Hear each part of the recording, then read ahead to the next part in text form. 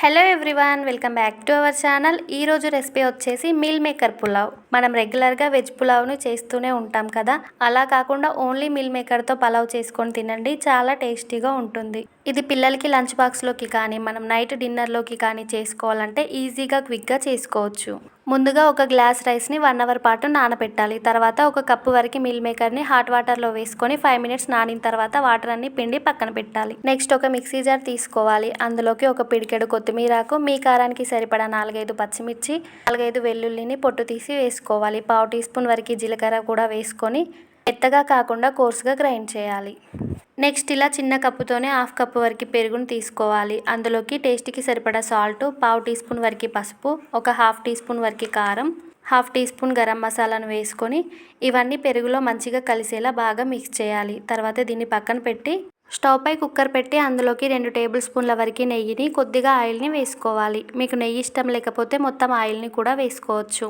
నెయ్యి వేడయ్యాక బిర్యానీ మసాలాలు కొద్దిగా వేసుకోవాలి. ఇవి ఆయిల్లో కొంచెం ఫ్రై అయిన తర్వాత సన్నగా కట్ చేసిన ఒక మీడియం సైజ్ ఆనియన్ని వేసుకొని పచ్చివాసన పోయేంత వరకు ఫ్రై చేయాలి. నెక్స్ట్ మనం మిక్సీ పట్టిన పేస్ట్ ఉంది కదా, అది కూడా వేసుకొని ఆయిల్ పైకి తేలేంత వరకు ఫ్రై చేయాలి. తర్వాత పక్కన పెట్టిన మిల్ మేకర్ని కూడా వేసుకొని వీటిని కూడా ఆయిల్లో కొద్దిగా ఫ్రై చేసి తర్వాత మనం పెరుగులో కలిపిన మసాలా పేస్ట్ ఉంది కదా, దాన్ని కూడా వేసుకోవాలి.